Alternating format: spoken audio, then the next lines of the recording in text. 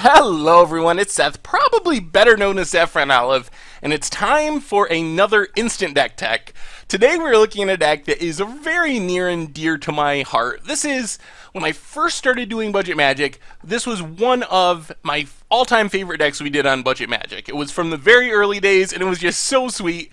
It's a deck called Blistering Rage. So it's super aggressive, and most importantly, as you can see, 74 bucks in paper, 12 ticks online, super cheap, ultra budget cheap. So not only is it powerful and really sweet, but it's also super cheap. Anyway, why are we talking about Blistering Rage today? Well, it's kind of making a comeback. MTGO user Reckless Rock recently took and got a 5-0 finish in a Magic Online Modern League with Blistering Rage, so congrats to Reckless Rock on their finish with the deck. And we're going to break it all down, but first, real quick, just a reminder, if you like this deck, want to see it made into videos, the like button, the subscribe button, leave a comment, do whatever you can to support your deck, because whichever deck is most popular gets made into videos for the following week. Anyway, let's talk about Blistering Rage. The idea of Blistering Rage is to win the game on turn 2. That's the plan, and I'm going to walk you through exactly how you do that with Blistering Rage. So, step 1 is to play a Blister Coil Weird or a Monastery Swiftsphere on turn 1. These are 1 power creatures, but they each have what is essentially prowess. Blister Coil Weird actually isn't keyworded prowess because it was before it happened, but it gets +1/+1 whenever you cast an instant or sorcery spell. That's pretty close to what Monastery Swiftsphere does, gets +1/+1 whenever you cast a non-creature spell. So for our purposes, these cards are essentially the same when we play them on turn 1. And then we also have Kiln Fiend. Kiln Fiend is our backup plan. It doesn't fit into our turn 2 win plan, but we can play it on turn 2, and it gets +3/+0 whenever we cast an instant or sorcery spell. So obviously, all of our creatures want us to cast a lot of spells. That's the idea of the deck. So forgetting Kiln Fiend for a minute, we want a Blister Coil Weird or a Monastery Swiftsphere on turn 1, and then for us to win the game on turn 2, we need to resolve some spells. So Manamorphose is one of the best cards in the deck, but it does literally nothing. It is 2 mana, gives you back 2 mana, and draws you a card. So after you cast Manamorphose, you have the same amount of cards in hand, you have the same amount of mana, nothing changes, except it's a free prowess trigger. So Blister Coil Weird and Monastery Swiftsphere get +1/+1 thanks to Manamorphose, and we still have our mana in our cards. We don't have to expend any resources to get that prowess trigger. Desperate Ritual is really key. If we're going to win on turn 2, we almost always need a Desperate Ritual. There are ways to win on turn 2 without Desperate Ritual, but it involves crazy stuff like chaining together multiple Manamorphoses, and just, it's not very likely. So Desperate Ritual not only triggers prowess, but it pumps us up from 2 mana to 3 mana. So we get the Monastery Swiftsphere or the Blister Coil on turn 1.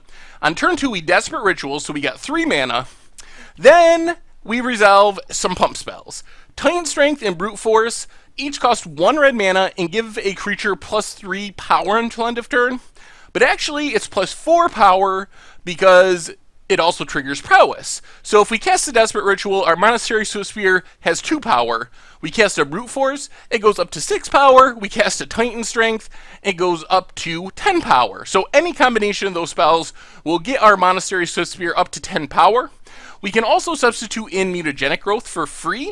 It gives +3/+3. So the same idea works with a single Titan Strength or Brute Force plus a Mutagenic Growth. That gets the Monastery Swiftsphere up to 9 power.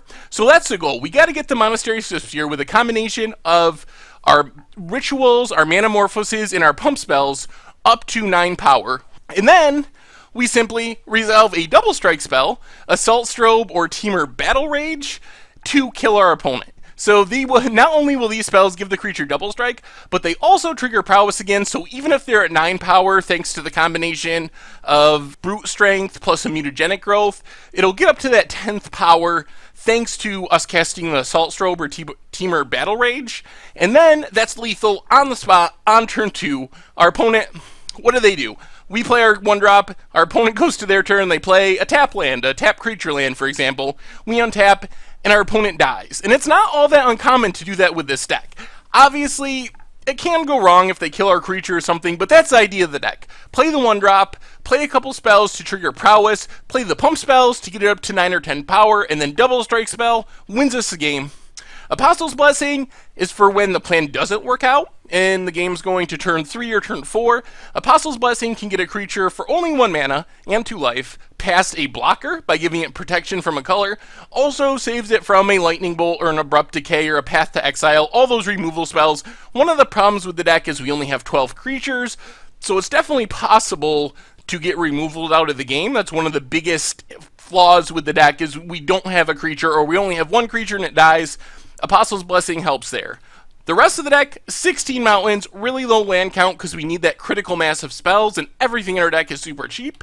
In the sideboard, Acroan Crusader and Young Pyromancer. These are for matchups where we expect to get Lightning Bolt and Path to Exile a lot. We can bring these in. They're not as explosive and fast, but they help us go wide and make sure we have creatures on the battlefield. So even though our opponent might be able to kill the Crusader or the Young Pyromancer, hopefully we can get a couple tokens out of them first, and we still have something on the battlefield to keep attacking with and to throw our pump spells at. Then we have some burn, Lightning Bolts, and Gut Shots can come in as removal to get rid of our opponent's stuff. Gut Shot is also a free way to trigger Prowess, which is beneficial, and 2 Smash to Smithereens can take care of an Ensnaring Bridge or something along the lines. Anyway, that is Blistering Rage for Modern. As I said, super budget, super sweet, super explosive. The problem with it, obviously, is it can be inconsistent. You draw the wrong half of your deck, it's really hard to win. But it makes up for it by winning on turn 2 a reasonable percent of the time. Anyway, that's been Blistering Rage Instant Deck Tech. Thank you very much for watching, and I will talk to you soon.